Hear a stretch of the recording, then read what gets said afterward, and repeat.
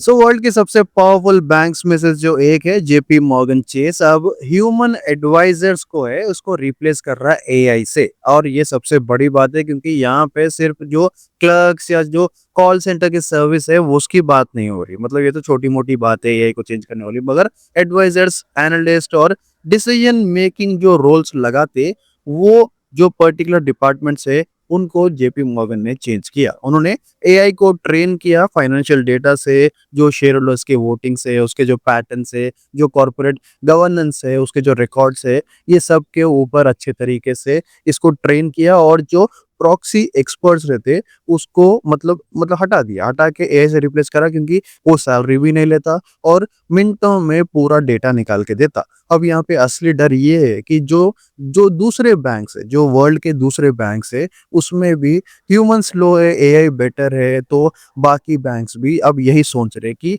AI को replace करेंगे सच में ह्यूमन से। क्योंकि अब यहाँ पे जो ह्यूमंस है वो एरर भी करते और जो काम है बहुत स्लो भी करते, और वो सही है नहीं है वो भी नहीं मालूम। इसीलिए एआई का अपना यहाँ पे क्लियर मैसेज है कि नो जॉब इज अनटचेबल। मगर यहाँ पे जो स्टेटमेंट थी वो अलग है। अब यहाँ पे स्टेटमेंट ये है कि भाई एआई हर जगह पे टच करेगा, हर जगह पे जो जॉब से उसको रिप्लेस करेगा। मतलब कि मिड लेवल, मैनेजर लेवल, यहाँ पे धीरे धीरे जो डिसीजन मेकिंग लेवल पे जो जॉब्स थे बैंक्स के अंदर, वो बस एआई ही करेगा। अब जो एआई का असिस्टेंट बनेगा वो बनेगा एक ह्यूमन। सच में ये एक रियलिटी होने वाली है, क्योंकि एआई चीपर है, फास्टर है और सबसे बड़ी बात ओबीडिएंट है। मतलब कि जितना आप पूछोगे उतना बोलेगा, और एआई को सैलरी नहीं चाहिए, प्रमोशन नहीं चाहिए, और ये मतलब इसका कुछ यूनियन नहीं रहता, लीव्स नहीं चाहिए। और सबसे डेंजरस बात ये है कि एआई कभी क्वेश्चन नहीं करता। मतलब ना यहाँ पे बैंक्स को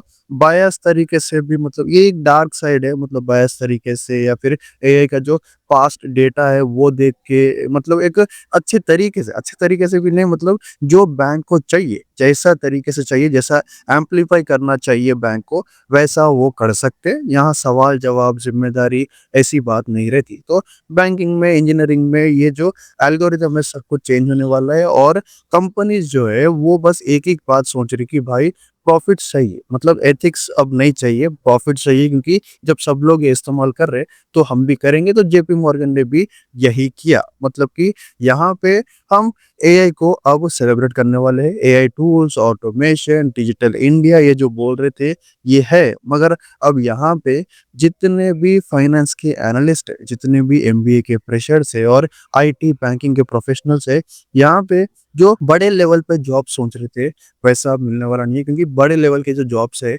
वो एआई खाने वाला है। और वो जो कंपनीज है ना, यहाँ पे सोचो एक बात, मतलब कंपनीज जो है इनको फर्क नहीं पड़ता। ये मतलब सच में इनको कुछ भी एक इग्नोरेंस में ही रखते हैं, उनको बस प्रॉफिट से मतलब है। और यहाँ पे अगर एडवाइजर्स भी जो है ना, जो बैंक्स के अंदर है, अगर वो ह्यूमंस है तो उसके मतलब एक डिफरेंसेस रहेंगे, मतलब प्रेडिक्टेबल रहता है हर बार। मगर एआई हर बार कुछ ना कुछ नया मतलब निकाल के देगा आपको एल्गोरिदम।